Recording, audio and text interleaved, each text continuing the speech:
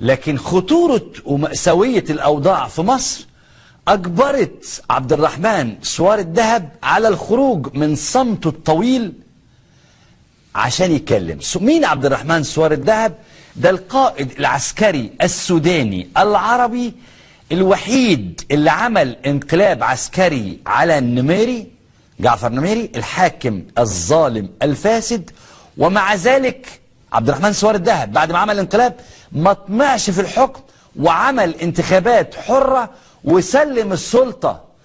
سوار الذهب من ساعة ما سلم السلطة صامت تماما، إلا أنه بعد الإعدام أو قرارات الإعدام خرج الأستاذ عبد الرحمن سوار الذهب من صمته عشان يتكلم، عشان يقول أنه بيتابع أحوال مصر. وقال زي ما بتشوفوا كده أهو عبد الرحمن سوار الذهب أهو خرج عن صمته، بيقول: قال الرئيس السوداني السابق المشير سوار الذهب محذرا من خطورة قرار إحالة أوراق مرسي و104 من المتهمين في قضية الهروب من سجن وادي النطرون إلى المفتي تمهيدا لإحكامه وحالة كذا كذا كذا كذا. قال: دعا سوار الذهب في تصريحات خاصة لقدس بريس إلى وقف أحكام الإعدام بحق الرئيس مرسي ورفاقه، وقال: خطوة القضاء المصري تجاه أحكام مثل هذه والحكم على رئيس دولة في قضايا غير مقنعة للرأي العام المحلي والدولي من شأنها أن تدعو إلى مزيد من الفوضى، وأتصور أن يتم تجميد هذه الخطوة لأن المضي في تنفيذ القرار سيضرب أمن المنطقة بالكامل، فأتباع الإخوان في مصر لا يمكن الاستهانة بهم. هذا علاوة على أن الحكم لا يتناسب حتى والتهمة الموجهة للرئيس مرسي. وأشار سوار الذهب إلى أن أي وطني مصري لا يمكن أي وطني مصري لا يمكن أن يكون شريكا في هذه الخطوة. وقال: أعتقد أن أي إنسان مصري وطني لا بد له من أن يسعى لتعديل هذا القرار وإلغائه حتى لا يتفاقم الوضع.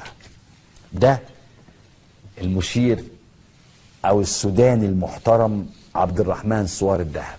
احنا جبنا لكم تصريح سوار الذهب، لما قريناه اتأكدنا من حاجة واحدة بس، ان الراجل اللي ساكت من سنين واللي عايش على بعد مئات الأميال من اللي بيحصل في مصر خايف من الدم. خايف عبد الرحمن سوار الذهب اللي ملوش دعوه بمصر، يعني هو سوداني وشقيق وكل حاجة بس عايش بعيد. خايف لما ربنا يسأله يوم القيامة عملت ايه للدم اللي بيسفكه السفاح السيسي في مصر. سوار الذهب اكيد فكر هجاوب واقول ايه لربنا، فاتكلم علشان يوم القيامة يقول: يا رب انا اتكلمت وقلت وهذا اضعف الايمان. لكن السؤال ليك انت اللي عايش في القاهرة والجيزة اسكندرية والشرقية وأسوان وأسيوط والبحيرة والمنيا والغربية ودمياط والمنصورة وإسماعيلية وبورسعيد وسوهاج وقنا. انتم يا أهل مصر هتقولوا إيه بقى لربنا لما بيسألكم عن دم الشباب دول اللي اتعدموا بعد ما تعذبوا وبراءتهم واضحة زي الشمس؟ وانتم يا مسيحيين مصر روحوا ارجعوا للإنجيل، ارجعوا لدينكم، هتلاقوا نفسكم هتسألوا برضو عن الدم ده. مش السيسي وحده هو المسؤول، انت كمان ساعدته. ايوه ساعدته بسلبيتك او بضعفك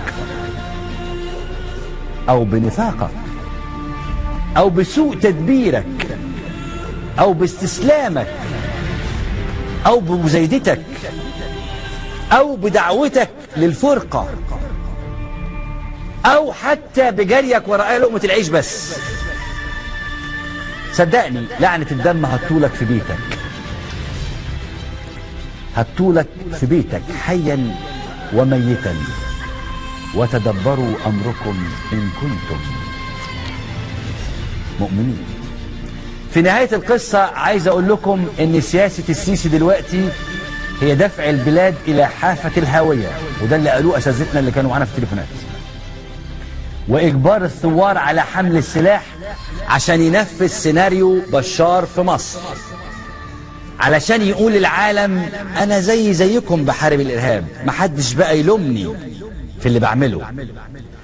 وفي حالة تمسك الثوار بالسلمية فسياسته هي التهامهم قطعة قطعة والضغط عليهم، إما بإطلاق الرصاص عليهم في الشارع أو بسياسة الإخفاء القسري أو الاغتيالات في البيوت زي ما قال الراجل سيد البدوي قدام أطفالهم، أو بالقتل عن طريق منصة القضاء مدني أو عسكري. والقايمة طويلة وكلنا هيجي علينا الدور.